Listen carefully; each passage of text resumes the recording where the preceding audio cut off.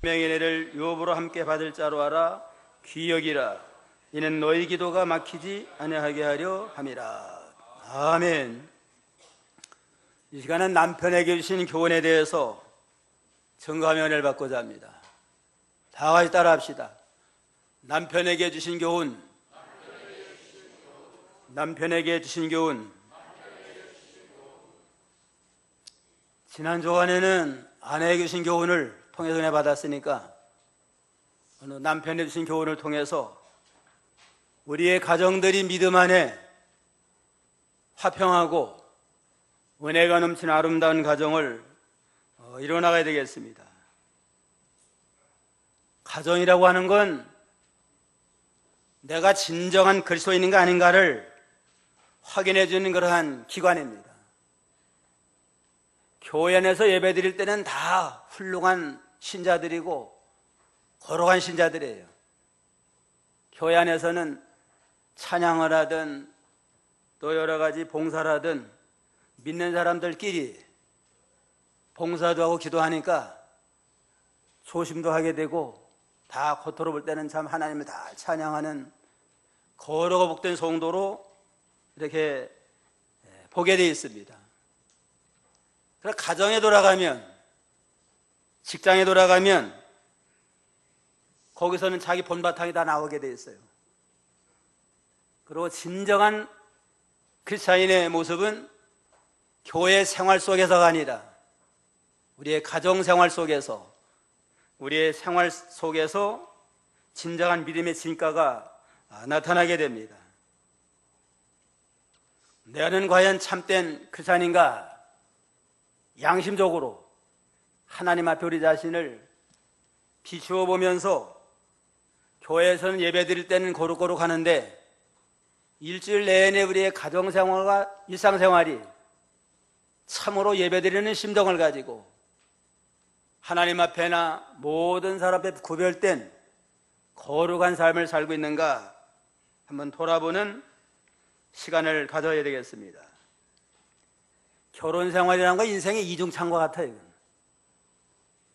서로 이중창을 하려면 서로 조화를 잘 이뤄나가야 되잖아요. 한 사람은 이상한 소리 내고 한 사람은 낮은 소리 하면 아주 듣기가 싫어요. 조화를 이뤄내라는 것처럼 가정생활도 남편과 아내 온 가족이 서로 협력을 해야지 한 편만 바로 한다고 해가지고 그 가정이 원만한 화목한 가정이 될 수가 없습니다. 지난주에는 아내에게 주신 교훈 첫째가 뭐예요? 벌써 다 잊어버렸나 봐요. 자기 남편을 잘 순복하라. 자기 남편을 잘 순복을 하고 그 다음에 둘째는 어떻게 하라고 그랬어요? 외모보다 속사람을 잘 단정을 하고 셋째는 남편을 존경하라. 남의 남편 순종하지 말고 자기 남편 잘 순종하고 외모보다 속사람을 잘 단장하면서 남편을 존경하며 권위를 세워주면 남편이 흐뭇해가지고 또 가정에 충실하고 나가서 또 사업도 열심히 잘할 겁니다. 오늘 남편에게 주신 교훈은 첫째는 자기 아내를 자기 몸과 같이 사랑하라. 둘째는 지식을 따라 동거하라. 아내와 지식을 따라 동거하고 셋째는 아니 귀히 여겨라 하는 그런 말씀입니다. 어떤 여론조사기관에서 주부를 상대로 여론조사를 했는데 그동안 결혼생활하면서 남편과 이혼하기를 원하는가, 이혼을 생각할 모습이 있는 사람은 얼마나 되나 표현해 봤대요.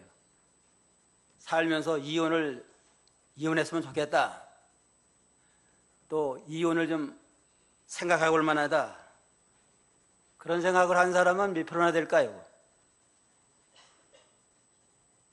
여러분들은 믿음에 좋아서 그런 생각을 전혀 안 했는지 모르겠어요. 조사 결과 70%예요. 70%가 이혼하고 싶다.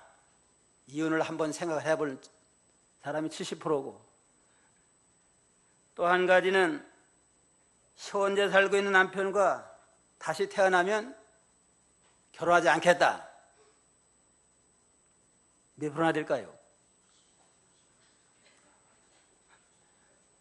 한번 손 들어보라 그럴까요? 그 통계는 60%. 60%가 다시 태어나면 현재 남편하고 결혼 안 하겠다. 현재 남편하고 살면서 이혼을 생각을 해본 것은 70%가 된다 그럽니다. 20, 30년 통계니까 지금은 또 더 할지 몰라요. 거기다 또 밑에 주석을 달기를, 당신의 아내는 예라고 생각하지 말아라. 남의 얘기지. 우리 아내는 전혀 그런 생각 안 한다. 그런 생각이 이게 착각이라는 겁니다. 과연 우리 가정은 어떠한 가정인가? 내 가정, 내 아내는 어떠한 생각을 하고 있는가 한번 돌아보면서 우리가 남편에게 주신 교훈을 통해 은혜를 받도록 해야 되겠습니다. 남편에게 주신 교훈의 첫째는 자기 아내를 자기 몸과 같이 사랑하라. 아까 에베소 5장 25절로 28절까지 한번 읽어봐요. 5장 25절. 남편들아, 아내 사랑하기를 그리스도께서 교회를 사랑하시고 위하여 자신을 주심같이 하라. 이는 곧 물로 씻어 말씀으로 깨끗하게 하사 거룩하게 하시고 자기 앞에 영광스러운 교회로 세우사 티나 주름 잡힌 것이나 이런 것들이 없이 거룩하고 흠이 없게 하려 하심이니라. 이와 같이 남편들도 자기 아내 사랑하기를 제 몸같이 할지니 자기 아내를 사랑하는 자는 자기를 사랑하는 것이라. 이와 같이 자기 남편들도 자기 아내 사랑을 제 몸같이 할지니 자기 아내 사랑하는 자는 자기를 사랑하는 것이라. 남편 아내를 사랑하는데 얼마만큼 사랑해요? 자기 몸과 같이 사랑하라.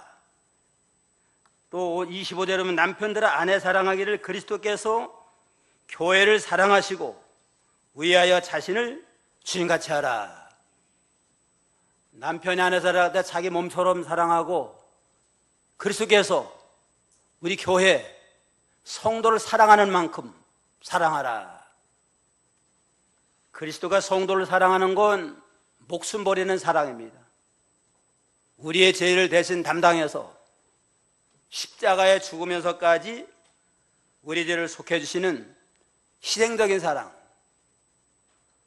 죽기까지 사랑하는 이러한 사랑으로 이제는 아내를 사랑하라 하는 게 하나님의 명령입니다. 남자들이 결혼하기 위해서는 뭐 별별 그냥 수단을 다 아양을 떨고 선물해주고 그래서 결혼하려고 그래요. 일단 결혼한 다음에는 그럼 마음이 좀 식어져요. 그냥 결혼한 다음에 이제는 가정을 좀 더 복되게 하자, 잘 돈 벌어가지고 가정을 좀 잘 키워나가자 해가지고 직업정선에 열심을 낼지언정 처음에 그 아내를 사랑했던 그 마음을 지켜나가기가 쉽지 않습니다.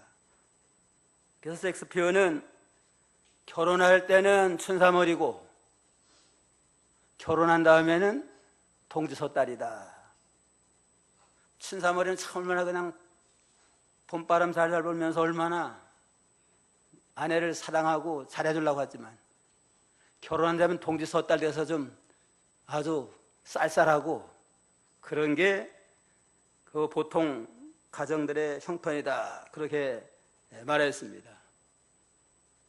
그러나 하나님의 명령의 말씀은 교회가 그리스도가 교회를 사랑하는 것 같은 변함이 없는 사랑, 모든 걸 다 희생적인 사랑과 변함이 없는 사랑을 가지고 가정을 세워나가라 하는 게 하나님의 명령의 말씀입니다.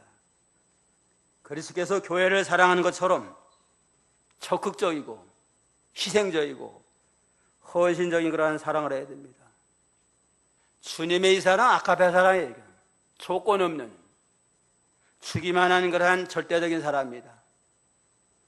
뭐 상대방이 내조를 잘하니까 사랑하는 게 아니고 잘하든 못하든 이건 하나님의 명령이니까, 주님의 악합에서 하라고 내가 구원받았으니까 이 사랑을 가까운 아내부터 살아가는 것을 실천하자 해서 이러한 사랑을 베풀어 나가라 하는 게 남편에게 주신 주님의 명령입니다. 또 자기 몸과 같이 사랑하라. 자기 몸처럼 사는 게 말은 쉽지만은 그거 쉽지 않아요. 이건. 자기는 뭐 감기만 걸려도 그냥 뭐 얼마나 참 끔찍하게 자기를 생각해요. 그냥. 상대방은 뭐 다리가 부러져도 그냥 뭐 별로 생각 안 합니다. 탈무드에 보면은 몸은 하나고 머리가 둘인 그러한 사람이 있을 때 한 사람인가 두 사람인가? 한 사람이에요, 두 사람이에요. 몸은 하나인데 머리가 둘이에요. 한 사람이라 할 수도 없고 두 사람도 할 수 없잖아요. 어떻게 판단하느냐? 한 사람을 꼬집어요, 그냥. 둘 다 아야 그러면은 그건 한 사람이에요, 이거는. 한 몸이니까. 한 사람 꼬집었는데 다른 사람 아무 반응이 없다. 그건 두 사람이에요, 이건. 일리가 있잖아요. 부부가 결혼하면 한 몸이 됐다고 그랬어요, 이제.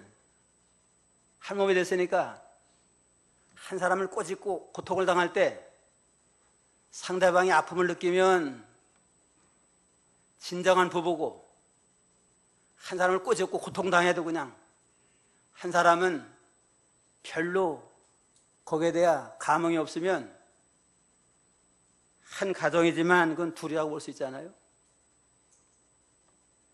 부부는 한 몸이니까 자기 몸처럼 사랑하라 그랬으니까 상대방의 아픔을 내 아픔으로 함께 나누고, 상대방이 좋은 일 만났으면 내가 좋은 일 만난 것을 같이 기뻐하는 그러한 부부가 하나님 앞에 합당한 부부다, 이렇게 말씀을 했습니다.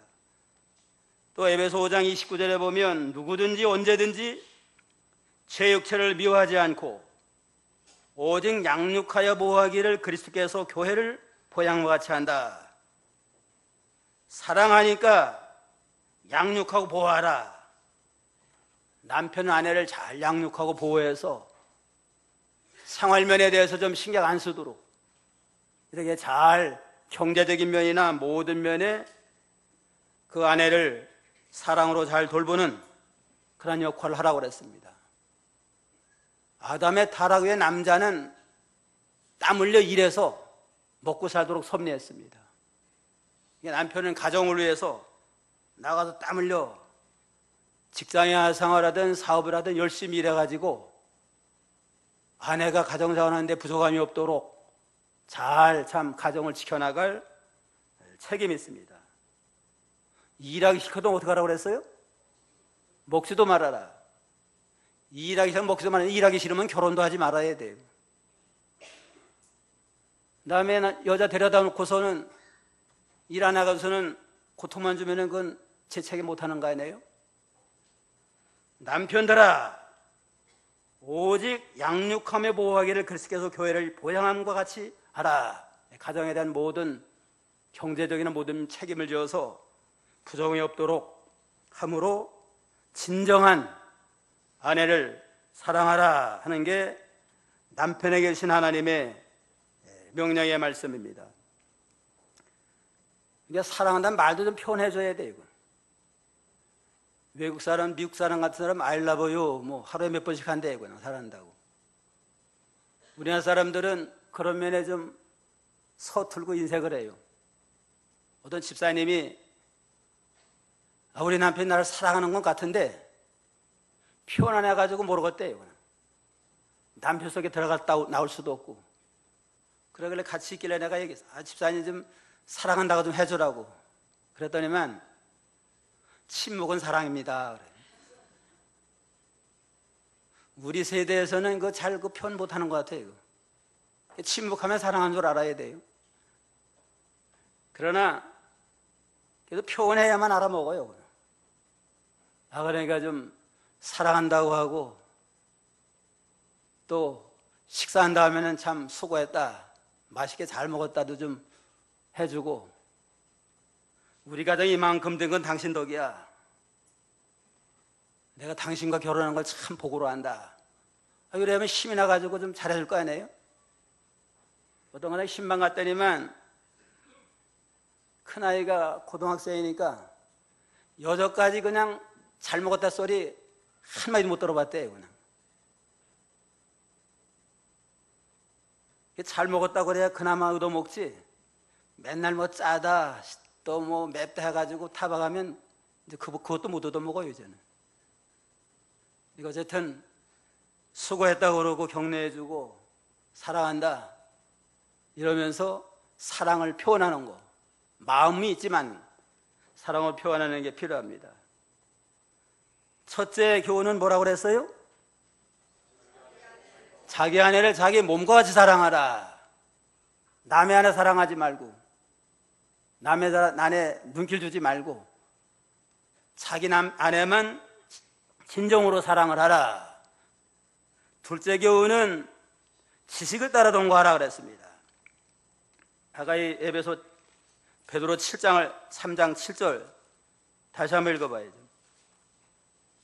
3장 7절 남편 된 자들아 이와 같이 지식을 따라 너희 아내와 동거하고 저는 더 연약한 그릇이요 또 생명의 은혜를 유업으로 함께 받을 자로 알아 귀히 여기라. 남편 된 자들아 이와 같이 지식을 따라 너희 아내와 동거하고 저는 더 연약한 그릇이요 생명의 은혜를 유업으로 함께 받을 자로 알아 귀하게 여겨라. 지식을 따라 아내와 동거하라 했으니까 아내에 대한 지식을 갖고 잘 대하라는 겁니다. 아내에 대해서 좀 이해해 주라는 겁니다. 아내를 이해하고 아내에 대해서 관심을 가지고 아내가 좋아하는 게 뭔가 또 아내 싫어하는 게 뭔가. 아내가 싫어하는 거라면 뭐 구태할 거 뭐 있어, 함께 사는데.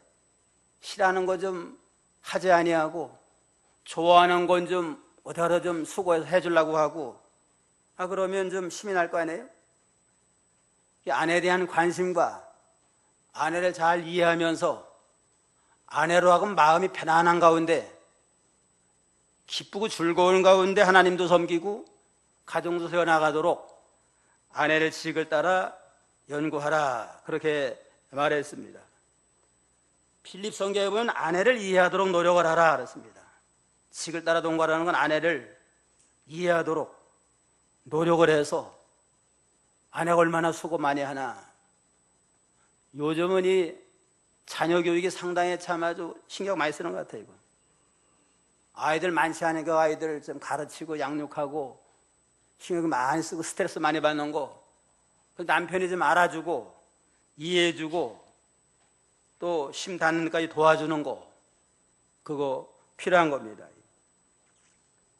남편은 인정받고 싶어하고 여자는 사랑을 받고 싶어한대요. 남자는 아내가 인정해주고 아주 그 권위를 인정해주면 힘이 나가지고 가정생활도 잘하고 나가서 세상 일을 잘합니다. 아내는 또 사랑해주면 남편이 나를 사랑해준다 하는 모든 걸 바쳐서 희생적으로 가정을 세워나갈 수가 있습니다. 남편은 일하는 재미로 살고 여자는 말하는 재미로 산대요. 남편이 일 잘하도록 좀 기도해주고 내조를 해주고 아내가 또 남편은 하루 종일 그냥 남편 기다렸잖아요. 아내가 퇴근한 다음에는 좀 그동안 수고 얼마나 많이 했냐, 아이들 때문에 얼마나 시달렸냐, 또 그러고 좀 직장에 있던 일도 좀 구체적으로 할 것도 간단하게 좀 얘기를 해주면은 위로가 될 거 아니에요? 무조건 그냥 퇴근한 다음에 그냥 밥이나 달라고 그러고 어떤 사람은 세 마디 한대요. 그냥 밥 줘, 아는 자자, 세 마디만 하고 그냥 자기 볼일 보고 텔레비나 보고 신문이나 보고 그러면 대화가 단절되면 점점 스트레스가 쌓여집니다. 그래서 어쨌든 퇴근하고 20분만 하래래. 20분 동안만 20분 동안 대화하면서 그동안 종일토록 뭘 했느냐, 아이들 얼마나 수고 많았느냐, 그러면 좀 대화 한 20분 해주고 그 자기 관리를 하면 됩니다. 사랑하는 아내에게 20분도 하려 못하면 그 문제가 있는 거 아니에요? 어쨌든 지식을 따라서 통과하라. 아내는 연약한 그릇이다. 연약한 그릇인 걸 좀 알라고 그랬습니다. 남자보다 육체적으로 연약하고 마음도 연약하고 생각하는 것도 연약해요. 그냥. 그래서 남자 같으면 농담으로 지나칠 것도, 여자는 말 한 말 때문에 상처를 받아가지고 고민하게 됩니다.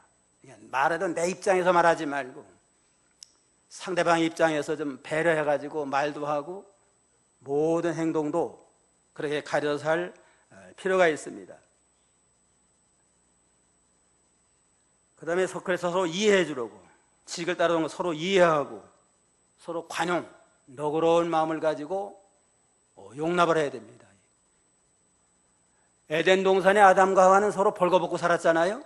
타락하기 전에는 벌거벗고 살면서 상대방의 수치원물을 다 드러냈지만 타락하기 전에 그것 때문에 무슨 부부싸움을 하고 뭐 그런 일이 없습니다. 서로 이해하고 서로 사랑하니까 그렇습니다. 실제로 결혼해 살다 보면 그야말로 벌거벗은 것처럼 상대방의 허물, 약점, 뭐가 단점인가 다 알게 되잖아요. 그 모든 건 날마다 왜 이렇게 하냐고 들춰는 맨날 싸워야 돼요. 그냥. 그래서 서로 사랑하고 이 허물을 가려주면서 자기 결점은 즉시 고치고 살다 보면은 자기도 몰랐던 자기 허물이 드러나게 됩니다. 요즘 결혼도 늦게 하니까 나이도 먹을 만큼 먹고 배울 만큼 배운 사람들 아니에요? 혼자 살 때는 나도 이만하면 괜찮다 하고서 자부심을 갖고 나가요. 함께 살다 보니까 내 마음이 옹졸하고 나만 생각하고 배려심이 없는 게 갈등이 생기면서 알게 돼요. 그럴 때에 자기 허물이 드러나면 즉시 고쳐요. 그냥. 요란 면을 내가 고치고 더욱더 성숙한 사람이 되게 하려고 이 사람하고 결혼시켰구나. 자기 허물을 고치면 그만큼 발전이 되고 성숙해질 거 아니에요? 상대방 허물이 드러날 때는 그걸 드러내면은 맨날 싸움밖에 안 되니까 서로 가려줘라, 배필이 되라 그러습니다. 가려주고 이해하면은 고면에 부족하니까 나를 붙여줘가지고 고면을 채워주라고 그랬구나. 상대방 잘 못 보면은 내가 대신 도와주면 될 거 아니에요? 잘 못 들으면 내가 대신 들어서 이건 이겁니다. 그러면 서로 배필 노릇이 잘 되잖아요. 근데 보통 거꾸로 하는 것 같아요. 거꾸로 하는 것 같아요. 자기 허물은 합리화시켜. 인간인지라 신이 아닌데 어떻게 내가 다 잘할 수 있느냐.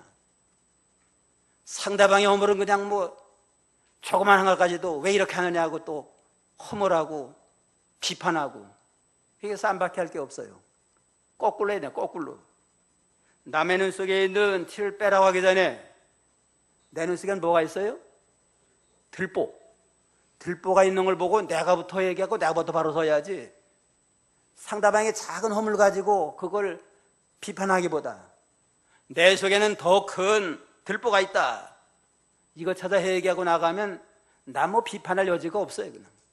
믿음 생활은 다른 사람을 보는 게 아니고 다른 사람의 작은 허물을 통해 내 자신의 그 부족을 발견하고 날마다 자기 만들어 나가는 생활, 자기를 고쳐 나가는 생활을 통해서 그만큼 성숙해서 예수를 닮아 나가는 겁니다. 결혼 생활을 통해서, 부부 생활을 통해서 우리는 더욱더 자기 허물은 발견해서 날마다 고치고 바로서 나가고, 상대방의 허물은 덮어주고 가려줌으로 서로 배필로를 해서 화평한 가정을 이뤄나가야 되겠습니다. 셋째는 아내를 귀하게 여겨라. 여기 베드로서 3장 7절 하반절에 보면 또 생명의 은혜를 유업으로 함께 받을 자로 알아 귀히 여겨라. 이는 너희 기도가 막히지 아니하게 하람이니라. 아내를 귀하게 여기라고 그랬습니다. 왜냐하면 생명의 은혜를 함께 받을 자예요. 이 세상에서 부부 생활로 끝나는 게 아니고 천당 가서 영원히 함께 살 하나님의 자녀고 상속자니까 귀하게 여겨서 하늘나라 가서도 서로 칭찬받고 하나님 은혜 속에서 영생문화를 누리는 그러한 복된 가정이 되도록 귀하게 여겨라, 그렇게 말씀을 했습니다. 믿는 성도 한 사람을 하나님이 아주 귀하게 여겨요. 뭐 남자만 귀여긴 게 아니고 여자를 할지라도 모든 성도는 한 생명 천하보다 귀여기고 땅 위에 있는 모든 사람 가운데 가장 존귀한 사람이 성도예요. 시편 16편 3절.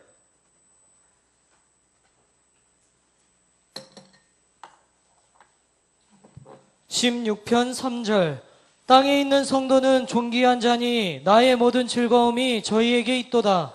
땅에 있는 성도는 존귀한 자니 나의 모든 즐거움이 저에게 있구나. 다윗은 천하의 모든 인생 가운데 가장 존귀한 사람 누구냐? 성도예요. 왕이지만 왕보다도 성도가 더 존귀하고 세상의 박사보다도 성도가 더 존귀하고 재벌보다도 성도가 더 귀합니다. 왕의 영광은 뭐 세상에 사는 동안 아니에요? 우리나라는 대통령 돼봐야 뭐 한 5년 이상 못하고 그것도 잘해야 돼요. 그냥 잘못하면 욕 많이 먹고 중간에 또 물러나야 되고 세상 왕의 영광 그거 뭐 존경한 게 못 됩니다. 그래서 성도의 영광은 이 세상에서 하늘의 소망을 가지고 믿음으로 살고 천국 가면 영원히 함께 사니까 다윗이 그걸 바로 깨달았어요.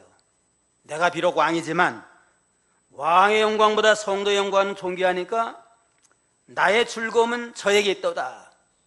성도와 함께 예배드리고 기도 생활하고 전도하고 봉사하는 이것이 나의 기쁨입니다 하고 믿음 생활을 첫째로 하고 나가니까 하나님이 다윗을 축복을 해서 땅 위에 사는 동안에도 영광스러운 왕로로 자라게 하고 그리스도의 조상이 되게 하고 천국 가서도 영원히 영광 누리는 존귀하고 복된 자가 됐습니다. 남편과 아내는 세상에서 뿐만 아니라 하늘나라 가서도 하나님의 존귀함을 얻는 자고 생명의 유업을 하늘나라를 유업받을 수 있는 믿음의 상속자들이에요.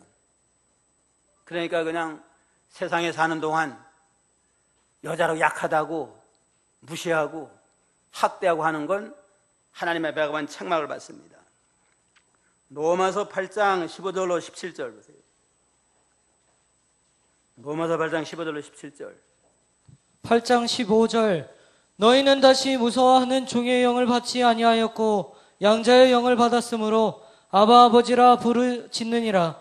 성령이 친히 우리 영으로 더불어 우리가 하나님의 자녀인 것을 증거하시나니 자녀이면 또한 후사 곧 하나님의 후사요 그리스도와 함께한 후사니 우리가 그와 함께 영광을 받기 위하여 고난도 함께 받아야 될 것이니라.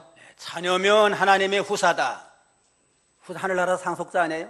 남자나 여자나 예수 믿고 하나님의 자녀가 됐으면 하늘나라의 후사가 되고 하늘나라를 유업받는 당당한 상속자가 됐으니까 우리는 세상에서도 귀히 여기고 하늘나라가 영원히 하나님을 모시고 영광받을 자다 하고 서로 귀히 여기는 믿음으로 나가라고 그랬습니다. 귀히 여겨라. 이는 너의 기도가 막히지 아니하게 함이라. 아내나 남편이 서로 귀히 여기지 아니하고 서로 그냥 학대하고 미워하다 보면 마음이 편치 않잖아요. 기도가 막혀요. 그냥 믿는 성도가 상대방을 사랑해야 되는데 사랑하지 못하고 미워하고 학대했다. 내 마음속에서부터 흑암을 만나가지고 기도가 막히게 됩니다. 믿는 성도가 기도가 막히면 하나님과 영적 교통이 단절되고 영적인 위로와 기쁨도 사라지게 됩니다. 기도가 막히면 영적 생명 역사가 중단이 되고 또 기도라고 하는 건 다른 뜻으로 하면 기도가 뭐예요? 숨 쉬는 곳. 숨 쉬는 곳이 막히면 어떻게 돼요? 기도가 막히면 죽어요. 그냥 기도가 막히면 영적 생명도 죽고 육신의 생명도 죽습니다. 우리나라 말이 참 좋은 말 같아요. 하나님과 늘 영적 교통하는 기도 생활을 막히면 영적 생명이 단절되고 기도 숨 쉬는 곳이 또 막히면은 숨 못 쉬니까 죽잖아요. 이는 귀히 여기지 아니하면 너의 기도가 막히지 아니하게 하라면이라. 귀히 여김으로 기도가 막히지 아니하고 늘 하나님과 영적 교통이 이루어짐으로 사랑을 나누는 아름다운 가정, 부부를 이뤄나가야 됩니다. 그 다음에 부부의 교훈한 건 비록 뭐 세상 사는 동안 남편과 아내가 서로 사랑하고 또 순종함으로 행복함을 이뤄나가라, 거기엔 목적이 있는 게 아니고 그리스도와 교회와의 신령한 비밀을 우리에게 가르쳐주고 있습니다. 에베소 5장 아까 31절로 33절까지 읽어보세요. 에베소 5장 31절로 33절. 5장 31절. 이러므로 사람이 부모를 떠나 그 아내와 합하여 그 둘이 한 육체가 될지니 이 비밀이 크도다. 내가 그리스도와 교회에 대하여 말하노라. 그러나 너희도 각각 자기의 아내 사랑하기를 자기같이 하고 아내도 그 남편을 경외하라. 이 비밀이 크도다. 내가 그리스도와 교회에 대하여 말하노라. 남편과 아내에 대한 교훈은 세상 사는 동안 무슨 뭐 행복한 가정 이뤄나가는 거기엔 목적이 있는 게 아니고 그거보다 더 큰 비밀이 있다. 그리스도와 교회와의 비밀, 그리스도와 성도와의 비밀인데 그 비밀은 뭐냐? 첫째는 성도는 그리스도 한 몸이다 하는 거라는 비밀이에요. 이러므로 사람이 부모를 떠나 그 아내와 연합하여 그 둘이 한 육체가 될지니라. 결혼하면 여자만 부모를 떠나는 게 남자도 부모를 떠나야 돼요. 떠나서 부부가 한 몸을 이뤄나가야 됩니다. 여기 부부를 떠나라고 하는 건 이제는 독립하라는 겁니다. 뭐 부모를 아예 그냥 떠나서 나무라라는 게 아니고 부모에 의존해 살잖아요. 경제적으로 정신적으로 의존해 살던 걸 결혼한 다음에는 아예 독립을 해가지고 정신적으로 독립을 해서 제 가정 제가 꾸려나가고 경제적으로 독립을 해가지고 제 가정 이제 꾸려나가는 그러한 독립을 해서 부부가 이제 한 몸을 이뤄나가라. 영적으로는 그리스도와 믿는 성도 한 몸이다. 예수 믿는 사람은 연합이 됐잖아요. 그리스도와 우리 모든 성도 한 몸이다. 이러한 비밀을 또 가르쳐주고 또 한 가지 비밀은 모든 성도는 그리스도의 신부다. 남자나 여자나 그래서 영원한 우리의 신랑이 되시고 우리는 그리스도의 신부로서 신랑 되는 주님을 절대적으로 복종을 하고 속사람을 잘 단장을 하고 주님을 존경으로 잘 섬겨 나가야 될 걸 남자나 여자에게 주신 교훈의 말씀이고 또 한 가지 교훈의 말씀은 성도의 가정은 그리스도를 머리로 한 작은 교회다 하는 걸 가르칩니다. 교회의 머리는 그리스도 아니에요? 근데 여자의 머리는 남자의 머리는 그리스도다. 그러니까 가정의 머리나 교회의 머리가 다 그리스도예요. 그런 거로 가정은 그리스도를 머리로 한 작은 교회, 교회는 그리스도를 머리로 한 큰 가정. 가정과 교회는 뗄래야 수가 없습니다. 그런 거로 우리의 가정은 그리스도를 머리로 한 작은 교회다. 그러니까 부부만이 사는 게 아니고 예수님을 가정의 머리로 삼고 항상 하나님의 통치와 인도를 받고 나가며 온 가족이 믿음으로 하나가 되면 거기는 가정교회가 되고 가정천국이 되어서 하나님의 은혜가 넘치는 복된 가정이 될 수가 있습니다. 교회는 구원받은 모든 성도가 다 모인 집단이니까 그래서 머리로 한 큰 가정, 큰 가정과 같이 모든 성도가 서로 사랑하고 서로 협력하면서 하나님 주시는 모든 아름다운 은혜와 축복을 누리는 복된 교회, 복된 가정을 이뤄나가는 모든 제 백성이 되도록 주님의 이름으로 축원합니다. 기도하시겠습니다.